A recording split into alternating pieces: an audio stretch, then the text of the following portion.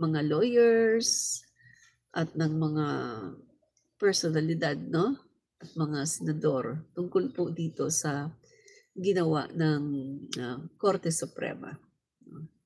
So, tatalakayin po natin yan, no, mga kaibigan. Okay.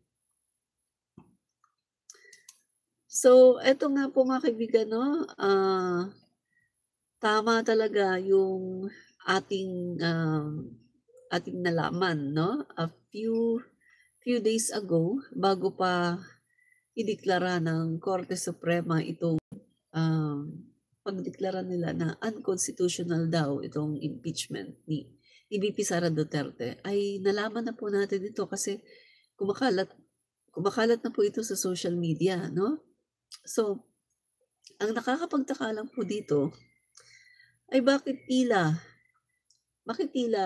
alam ni VP Sara Duterte na mangyayari ito.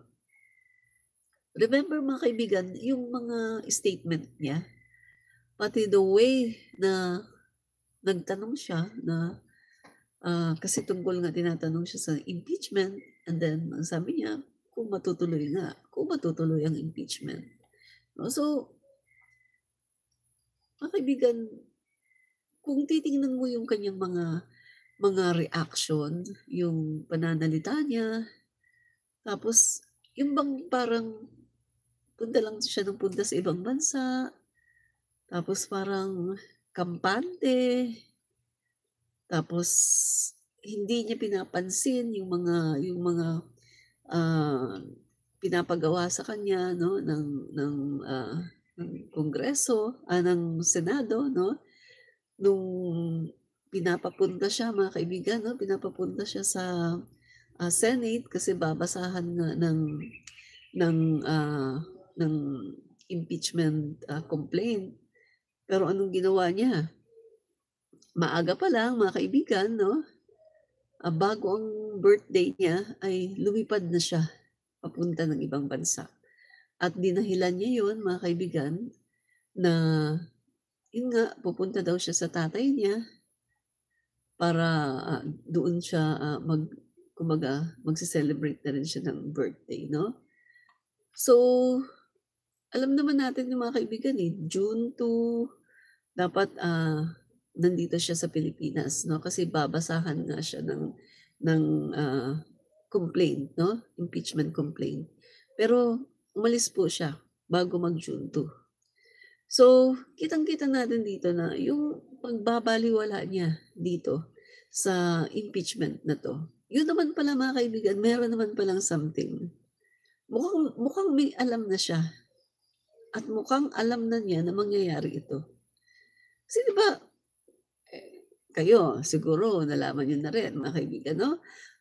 Bago pa man ito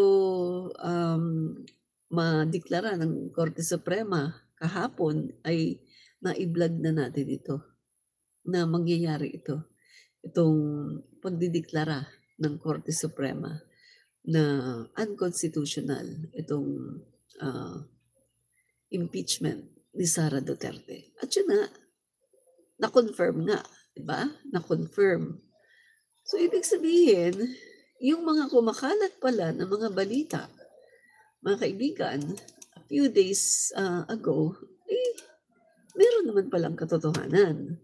So mga kaibigan, balikan lang natin yung balita yung mga umuugong na mga balita tungkol dito, no? Balikan natin para ma-recall natin mga kaibigan, no?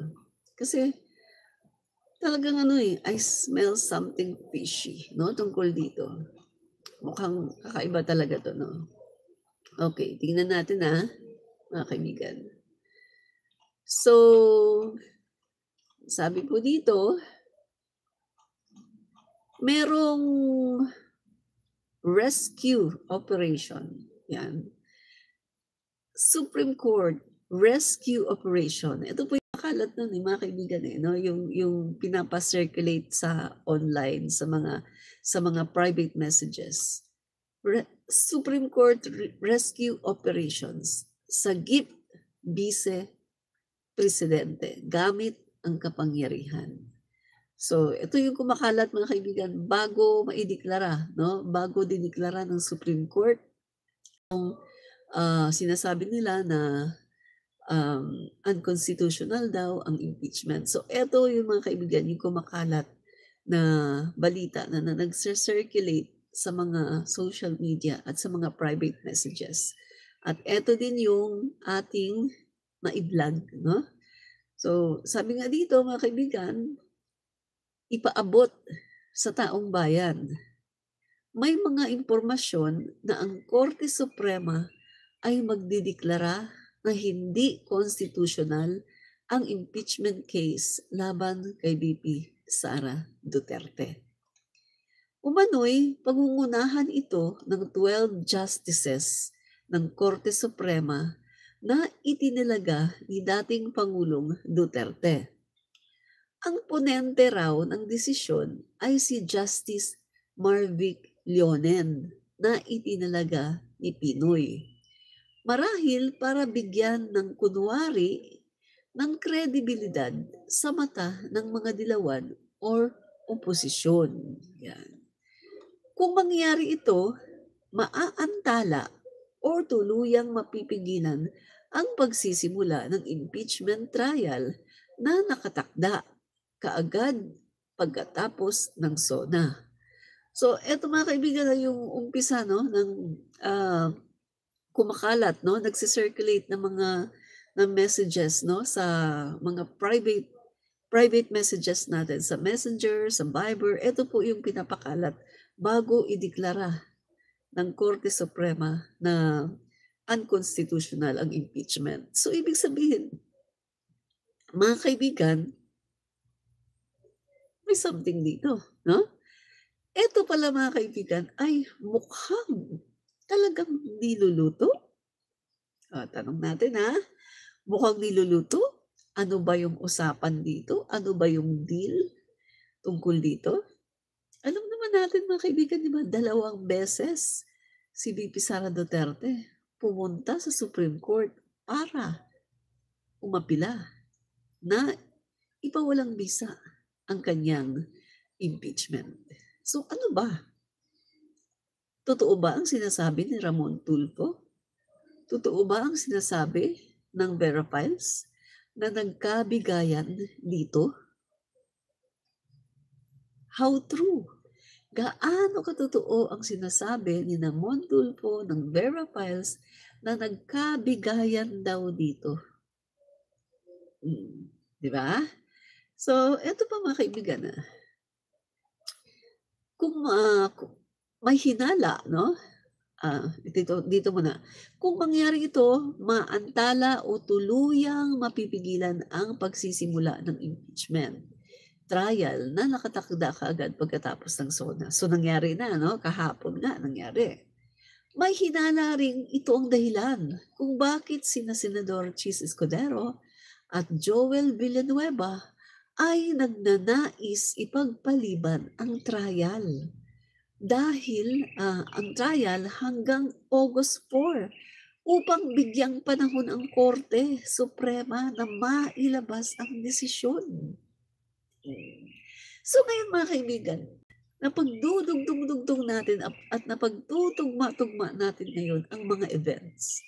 Ito ba ang dahilan kung bakit dinidelay ng Senado etong impeachment trial?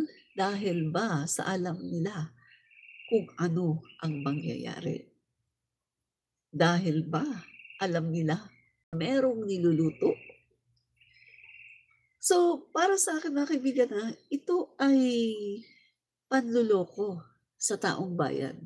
Ito ay diretsahang panluloko sa taong bayan na nag-aabang ng trial dahil gusto ng taong bayan ng accountability from the Vice President.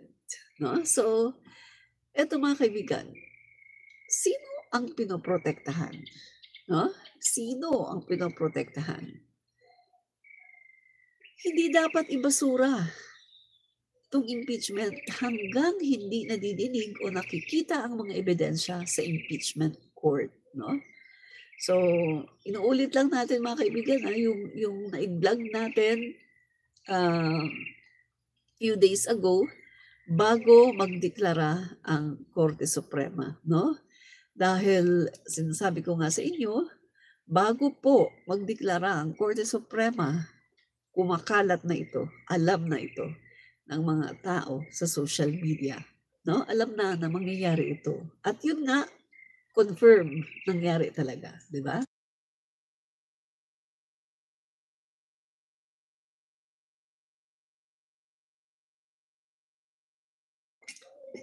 So ito po mga kaibigan, GMA News Online. Cheese to push for reconvening of impeachment court on August 4. So ito bang dahilan kung bakit si Cheese Escudero ay panay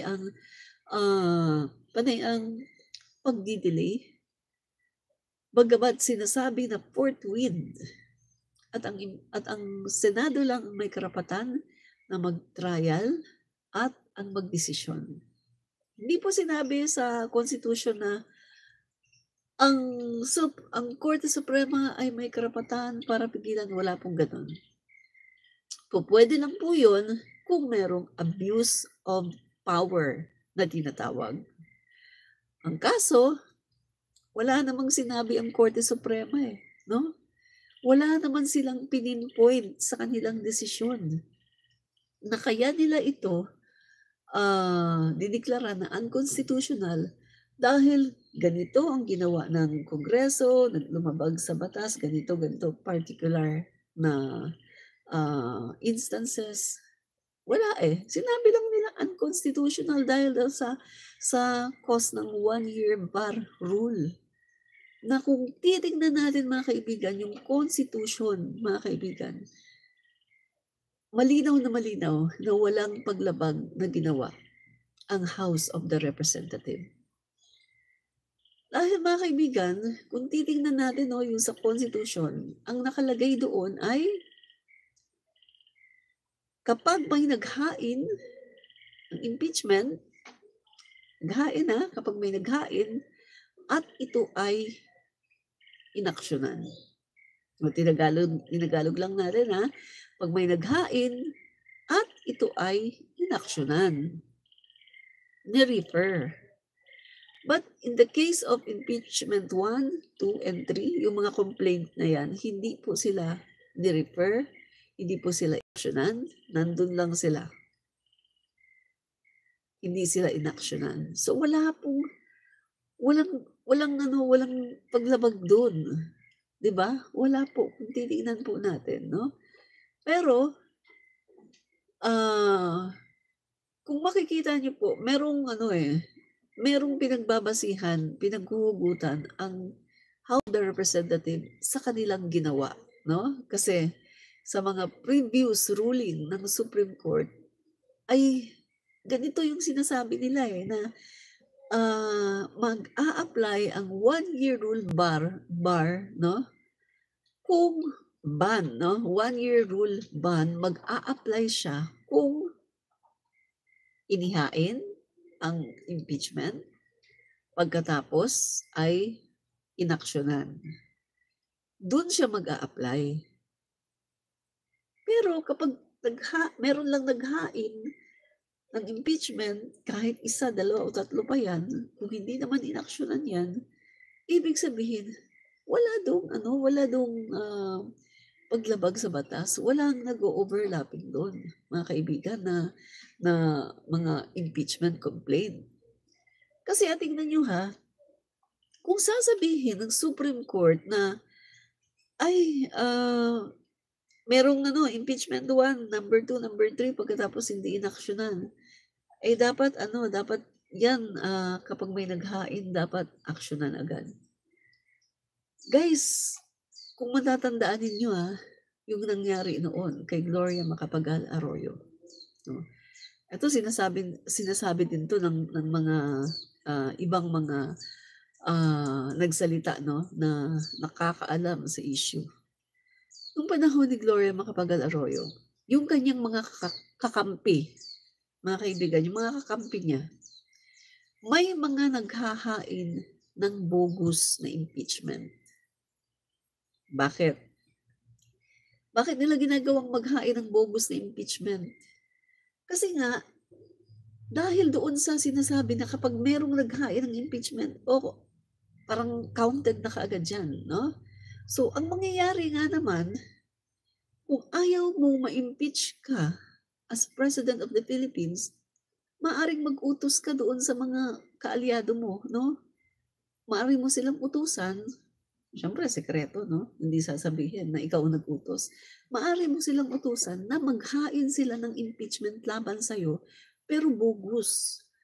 Yung walang tibay, no?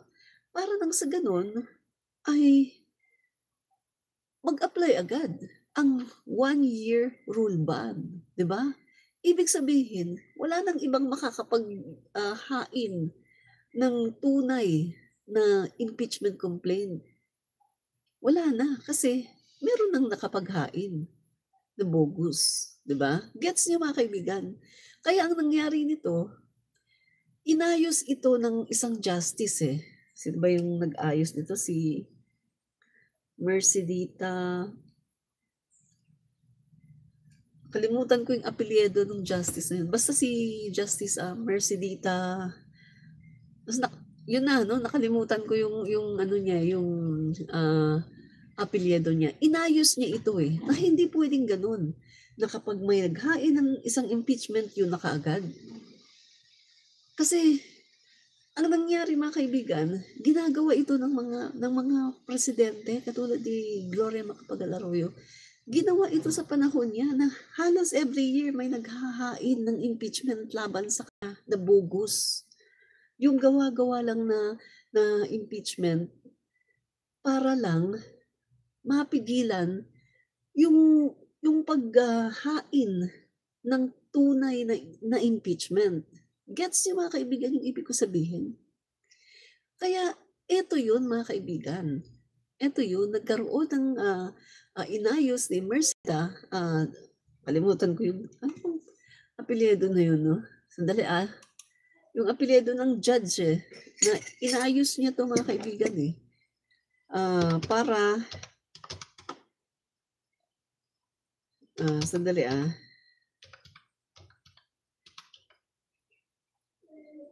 nakalimutan ko yung judge. Sino ba yun? Mercedita Gutierrez ba yun? Two-time Justice Secretary of the Philippines.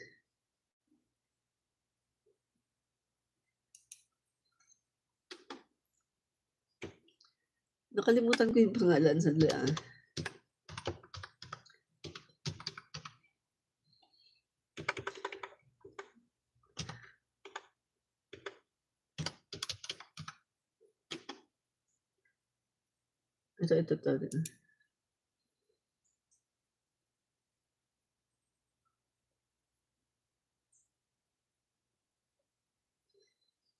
Ito. Ito.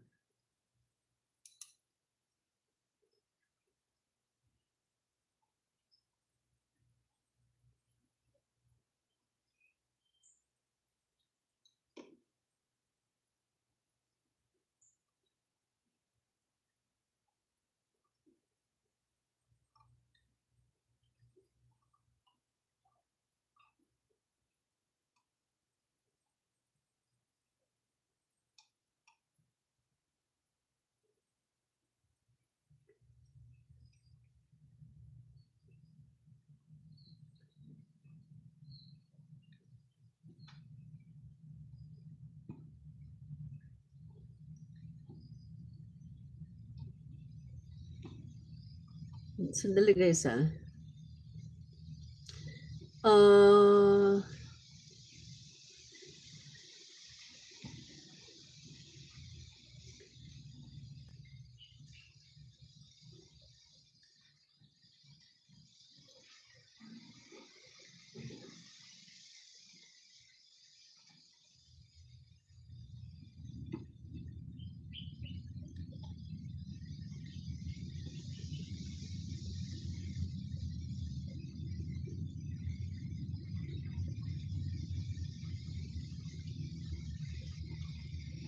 Hindi ko makita yung sandali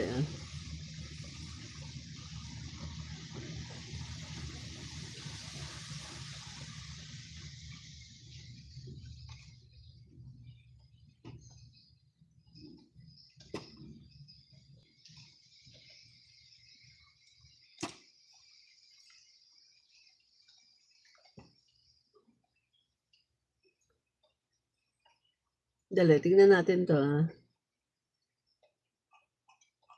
Hindi ko makita yung ano, yung ruling, nasaan ba yun, Kahapon nakita ko na yun, dapat pala inano ko na siya. Sandali guys, Hindi ko makita. Meron yun, yung Supreme Court ruling na yun yung binabasahan ng House of the Representative.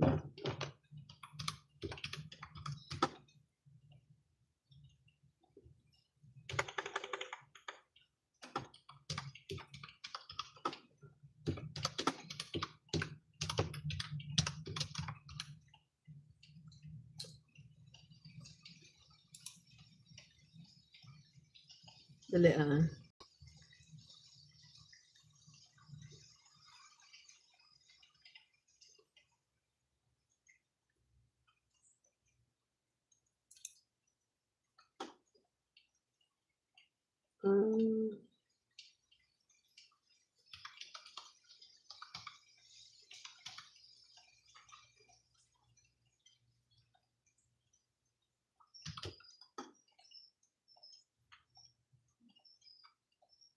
Gutierrez.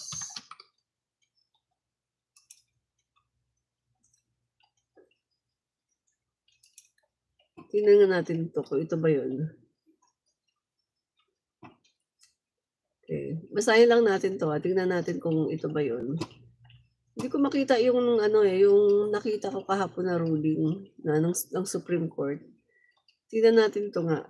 The Philippine Ombudsman Mercedita Gutierrez was impeached by the House of Representatives on charges of the office alleged underperformance and failure to act on several cases during the presidency of Gloria Macapagal Arroyo. Na-impeach siya dito dahil hindi niya na gagawa yung kanyang mga trabaho as a judge. Yan. Underperformance siya, failure to act several cases, during Gloria Arroyo. She became the second official after President Joseph Estrada in 2000 to be impeached. While the first impeachment complaint against her was filed in 2009, it was dismissed later in the year in the 14th Congress, dominated by Arroyo's Lakas PCMD party. In 2010, with the election of Benigno Aquino III of the Liberal Party as president and the concurrent elections in the House of Representatives, the subsequent political realignment, 2 impeachment cases against her were voted as sufficient in form, substance, and grounds, and the House of Representatives Committee on Justice had found probable cause on alleged betrayal of public trust as based on 2 complaints. Thus, noong March 22, 2011, House of Representatives voted to impeach Gutierrez, sending the committee report as the articles of impeachment to the Senate, which would have acted as an impeachment court. A vote of at least 2/3, 16 of all senators, was required to convict Gutierrez and remove her from office. Gutierrez, however, resigned on April 29, 2011, thereby canceling the impeachment trial in the Senate. So, na-cancel ang impeachment kasi nag-resign siya. As impeachable offenses, culpable violation of the Constitution, treason, bribery, graft, and corruption, other high crimes, and betrayal of public trust. Furthermore, only 1 impeachment proceeding is allowed to be held against an official in a year, although the definition of the term impeachment proceeding and year have been debated. The House of Representatives has the sole power to impeach. Ayan mga kaibigan, The House of Representatives has the sole power to impeach, while the Senate has the sole power to try the impeached official. So, yan mga kaibigan, malinaw The Senate has the sole power. Yan din yung sinasabi ni Villanueva, ni Kiko Pangilinan, ni Erwin Po, ni Bam Aquino, na ang Senado lang ang merong karapatan, no, na magdesisyon dito. Wala pong iba. Hindi po sila po pwedeng pakialaman ng Supreme Court. Kaya nga ito pong nangyaring ito, pwede pang ano to eh, kung titignan natin mga kaibigan, pwedeng-pwede pa talaga itong ilaban. No? Kung ilalaban talaga ito ng Kongreso, ng Senado, pwedeng-pwede itong ilaban mga kaibigan. No? Hindi pa ito final mga kaibigan. Hindi porket sinabi ng Supreme Court na ito unconstitutional ay final na. Hindi po ganon. No? Pwedeng-pwede pa po itong ilaban. Kaya hindi pa po nakakasigurado yung mga DDS. No?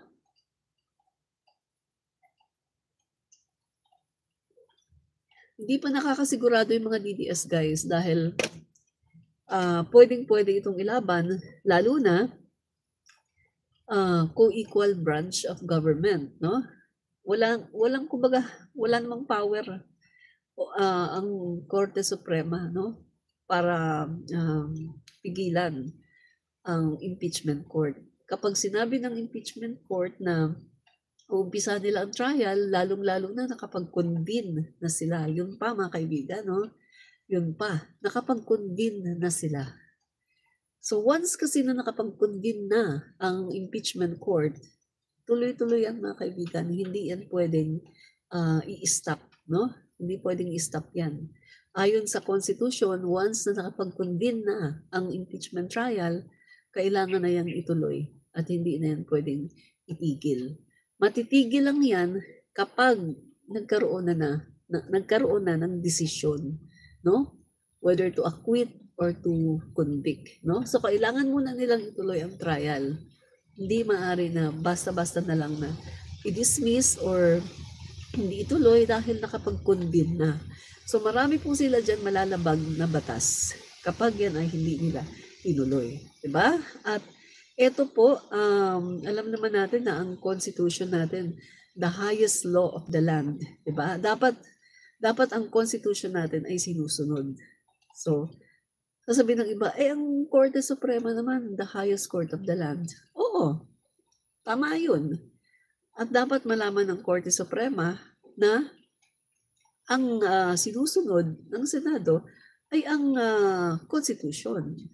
At walang nakalagay sa Constitution na pupwedeng mag-intervene ang Korte Suprema. Isa lang ang dahilan para sila ay mag-intervene kapag merong nakitang abuse, no? Pang-aabuso sa kapangyarihan. At yan ay kailangan nilang patunayan. Kasi mga kaibigan, mahihirapan silang patunayan yan. Dahil kitang-kita naman na wala namang pang-aabuso na ginawa ang Kongreso. Dahil kitang-kita naman na idinaan nila sa due process itong impeachment na to. Diba? So, hindi pa natin sigurado mga kaibigan, no? Hindi pa ito sigurado. Unless na lang kung ang Kongreso ay sumuko, no? Sumuko sila, ang Kongreso at Senado, at sabihin na, sige, kahit mali yan, yung ruling na yan, sige, kahit mali yan, tatanggapin natin. Yun lang mga kaibigan, no? Pero kapag hindi sumuko ang Congress at ang Senate, tuloy talaga ito mga kaibigan. Lalong-lalo na ang